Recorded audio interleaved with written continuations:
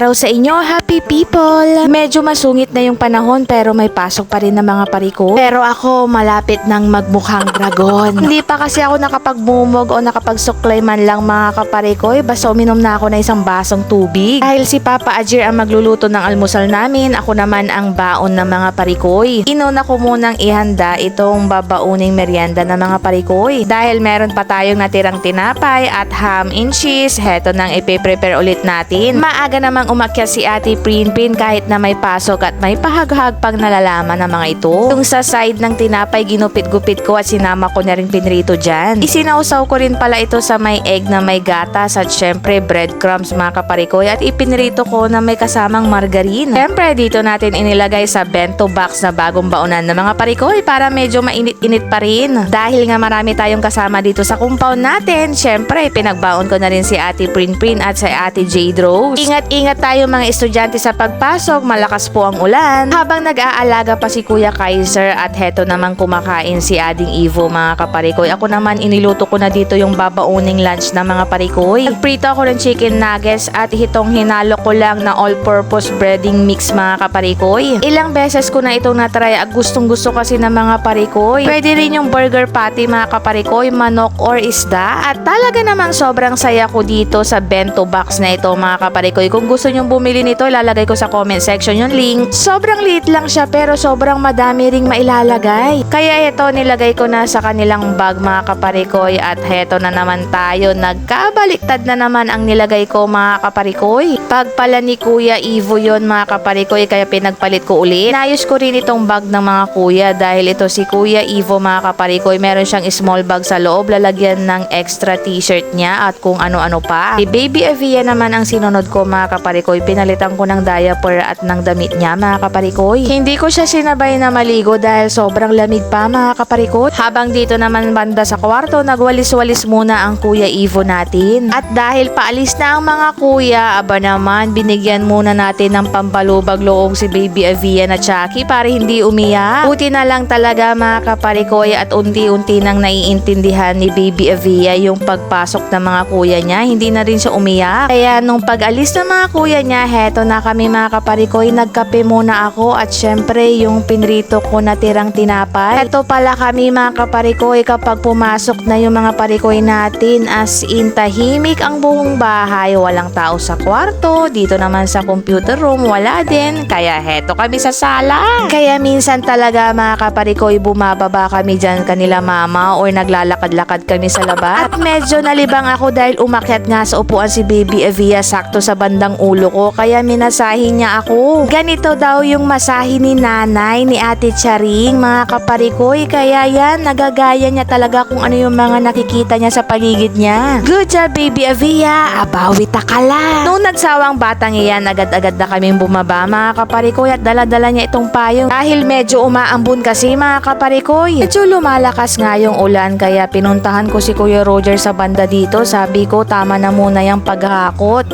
At inutusan na rin kami ni Mama mga kaparikoy dahil nga rin pupunta rin kami dyan sa sentro. Aba naman nagpasabay na siya ng mga ibebenta niya. Dito sa crossing na tindahan na to mga kaparikoy bumili kami nito. I-comment na rin mga kaparikoy kung anong tawag dito. Padaan kami dito sa Federico School mga kaparikoy at sobrang daming estudyante na dito dahil recess na pala. Kanya-kanyang diskarte kung paano bumili ng memeriendahin mga kaparikoy. Naalala ko tuloy yung school day natin. At ang Spider-Man ng Barangay Bunuan Binlog, Kuya Richard Laguizma.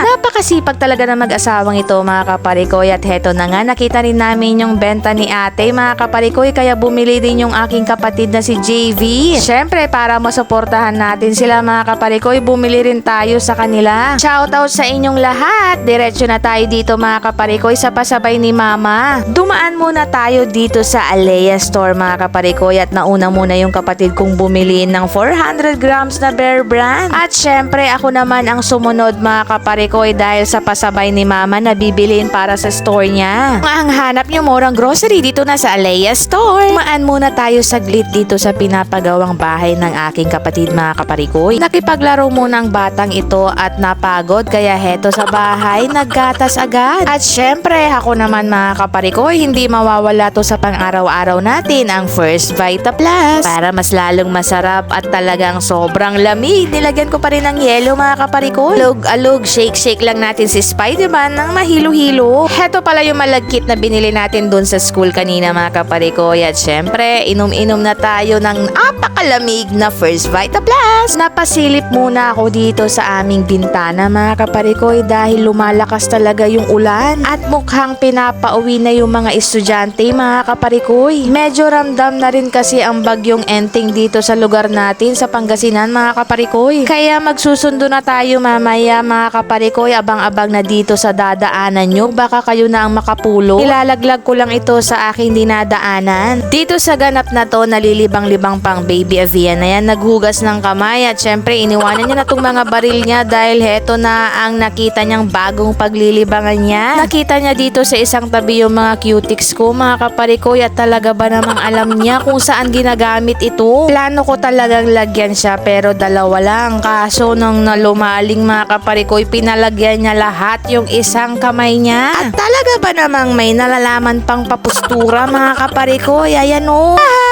Babawi ka lang talaga baby Avia. Hindi pa talaga ako hinintuan at nakontento. Sabi niya dun sa kabilang kamay naman niya. At tinuruan pa niya ako kung saan yung isusunod kong lalagyan. Ay baby Avia, ang kapibayar to yan. Masyado ka maiyak laye. O siya, kung gusto niya pala magpa-manicure, pedicure, doon lang po kayo sa Jing Salon kay Doms Molina. Ako na ang nagsundo muna kay Kuya Ivo ngayon at mamaya naman si Papa Ajir na kay Kuya Kaiser at Ate Jade Rose natin. Heto na talaga ang suki ni Mama Rose sa lista mga kaparikoy.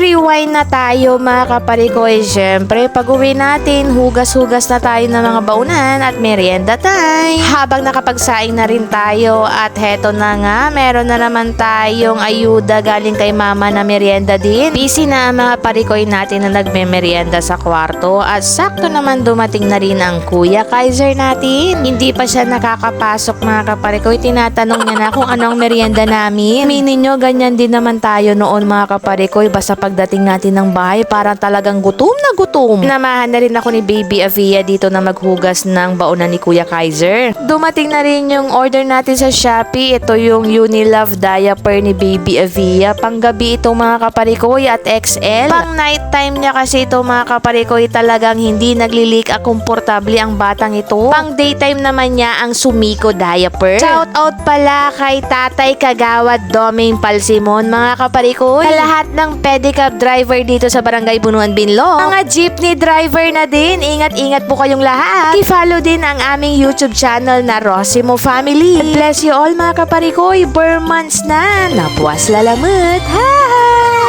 Papa, Papa, Papa,